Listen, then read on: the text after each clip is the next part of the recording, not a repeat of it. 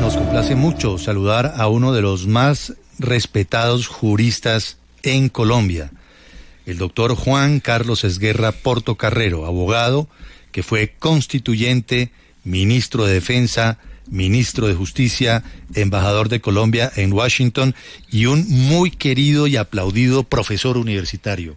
Aquí comentamos a Rito Quieta y Alejo recientemente la manera como sus estudiantes lo despidieron, ¿verdad? Después de muchos años de ejercicio docente en la universidad. Con calle de honor, Juan Manuel. Además, y con muchos aplausos. Doctor Esguerra, bienvenido, gracias por atendernos. Feliz sábado. A ustedes muchas gracias por la invitación y por las palabras generosas con que la han iniciado. Muy merecidas, además, doctor Esguerra, porque el país entero lo admira y lo respeta mucho. Doctor Esguerra, hoy el país amanece metido en un debate, algunos dicen que un embeleco, otros dicen que una estrategia electoral, alrededor de la convocatoria a una Asamblea Nacional Constituyente. Y queríamos hablar, por supuesto, con alguien que hizo parte de la Asamblea Constituyente y que la conoce al derecho y al revés. ¿Usted cómo analiza o cómo ve esta iniciativa del gobierno? Me parece que la palabra que utilizaron ustedes de embeleco es la que más acertadamente describe lo que ha venido ocurriendo. Se ha hablado ya varias veces a lo largo de los últimos 2 años de convocar o no una asamblea constituyente, de si debe o no reformarse la Constitución de 1991. Eso además por funcionarios de un gobierno que no hace cosa distinta, con toda razón, de aplaudir la Constitución de 1991 y todo lo que ella introdujo en materia de separación de poderes, en materia de reconocimiento de derechos, en materia de otorgamiento de oportunidades a la gente para defenderse, etcétera, etcétera. Y por otro lado, cada vez que se habla de una asamblea constituyente, no se dice para qué va a ser la constituyente, es decir, qué es lo que se quiere reformar. A diferencia de lo que ocurrió en la ocasión de 1991, en donde desde años atrás venían reclamándose ciertas modificaciones, ciertas incorporaciones de derechos a la Carta Constitucional, ciertos cambios en la forma de funcionamiento de nuestro sistema jurídico.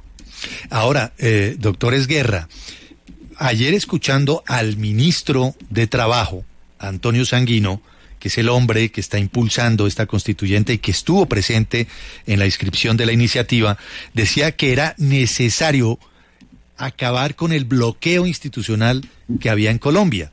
Ese fue el argumento. Cuando le preguntaron una constituyente para qué, dijo hay un bloqueo institucional, por ejemplo el Congreso, que está cooptado por intereses particulares, se opone a las reformas, pero parece que al gobierno tampoco le gusta que la Corte Constitucional lo critique, que la Corte Suprema emita fallos en contra de algunos de funcionarios, del Consejo de Estado particularmente. ¿Usted cree que como están concebidas las instituciones en la Constitución del 91, es suficiente para dar garantía a esa independencia de poderes?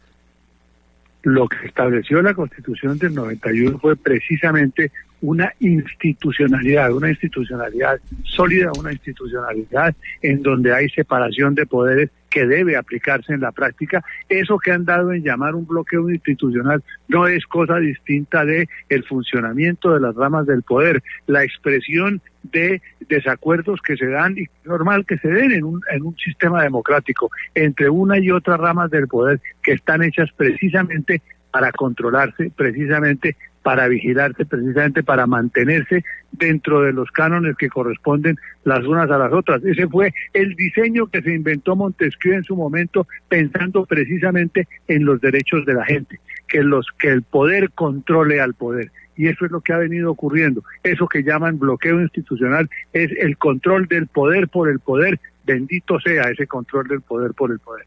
Oiga, pero doctor Esguerra, el único camino para reformar la Constitución de 1991 pasa inevitablemente por el Congreso de la República. En una eventualidad que pudiera recoger las firmas, las 3 millones de firmas que espera recabar el gobierno Petro, ¿qué posibilidades tiene en ese escenario cuando llegue al Parlamento? No, a ver, hay 3 formas que tiene establecidas la Constitución para su reforma. Una, la posibilidad que es la que ordinariamente se utiliza de las reformas que adopta el propio Congreso mediante la discusión en ocho vueltas, pues 2 vueltas completas, 8 debates en el Congreso de la República de un proyecto de reforma. La segunda es la posibilidad de una asamblea constituyente y la tercera es la posibilidad de un referéndum. Pero todos pasan por aprobación del Congreso, es decir, si se llama una asamblea constituyente, ¿ese sería el camino?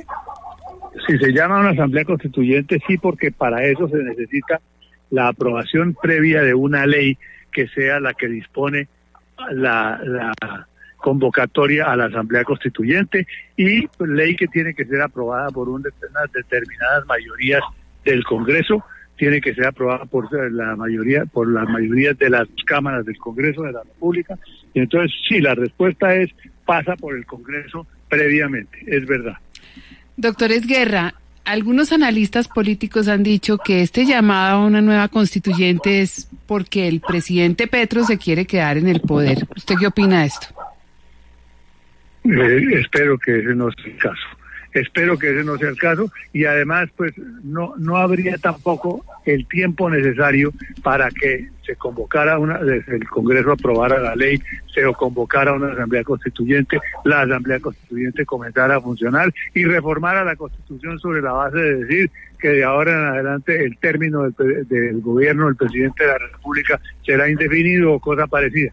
Me parece que eso es perfectamente inviable. Bueno, y partiendo de la base que llegara a recoger esas firmas, ¿el presidente de la República tendría que darle garantías tanto a los promotores como a quienes se levanten en contra del tema? ¿O el presidente de la República puede ser parte y convertirse en un activista de esa causa sin ningún tipo de talanquera?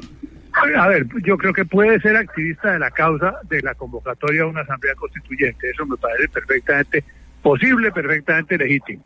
Que sea él activista de la causa de su propia reelección o de prórroga indefinida del gobierno, me parece que tendría muy poca presentación desde el punto de vista político, desde el punto de vista democrático y desde el punto de vista institucional.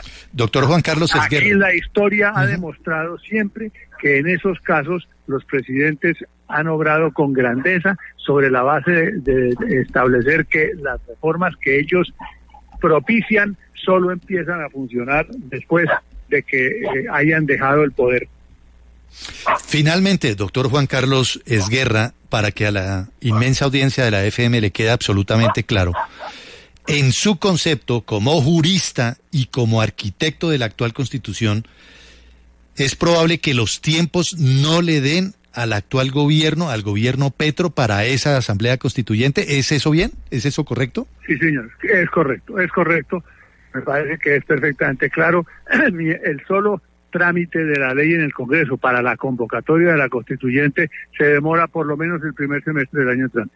Bueno, ahí está. Entonces, ratifica el doctor Juan Carlos Esguerra que la constituyente actual es un embeleco, digamos, esa convocatoria, porque los tiempos no le van a dar, pero sí, en un año electoral seguramente le va a servir para agitar muchos temas. Doctor Esguerra, bienvenido, gracias por acompañarnos. A ustedes muchas gracias por la invitación, muy amables. Que esté muy bien, a usted por aceptarla, gracias. Constituyente, ministro de Defensa, ministro de Justicia, embajador de Colombia en Washington, profesor universitario, un hombre de Estado, que dice precisamente que esta constituyente no va a prosperar porque los tiempos no le van a dar. Ha habido reacciones en distintas zonas y en distintos ámbitos. Por ejemplo, en Antioquia, dirigentes políticos se han pronunciado. Tatiana Balvin. Y es que desde Medellín el alcalde Federico Gutiérrez se pronunció en contra de cualquier intento de convocar una Asamblea Nacional Constituyente. A través de su cuenta de X, el mandatario distrital envió un mensaje directo al presidente Gustavo Petro al afirmar que Colombia no necesita una constituyente para que Petro se perpetúe en el poder. Gutiérrez insistió en la necesidad de defender el orden institucional y la democracia y aseguró que el país debe avanzar hacia un relevo de poder mediante las elecciones. Colombia necesita mantener la democracia y que el 7 de agosto de 2026 tengamos un nuevo presidente que sí mire hacia las regiones y esté del lado de la gente, escribió el alcalde en medio del debate que ha generado en torno a la promoción de la constituyente. Pero asimismo el gobernador de Antioquia, Andrés Julián Rendón, rechazó el decreto de emergencia económica expedido por el gobierno nacional. Escuchémoslo. Esta emergencia económica constituye un nuevo abuso de poder y una estrategia para mantener prácticas derrochonas, ineficientes y desiguales a las que nos tiene acostumbrados este gobierno. En vez de recortar la burocracia excesiva, el empleo militante, el nivel central mantiene el derroche, concentra más poder, legisla sin el Congreso y afecta las finanzas de las regiones. El gobierno Petro pretende usar el presupuesto nacional como herramienta política, castigando a los territorios que no son afines a él. Las posturas del alcalde de Medellín y del gobernador de Antioquia reflejan el creciente distanciamiento entre los mandatarios regionales y el gobierno nacional, en un debate que se perfila como uno de los ejes centrales de la agenda política de cara a las elecciones legislativas y presidenciales de 2026.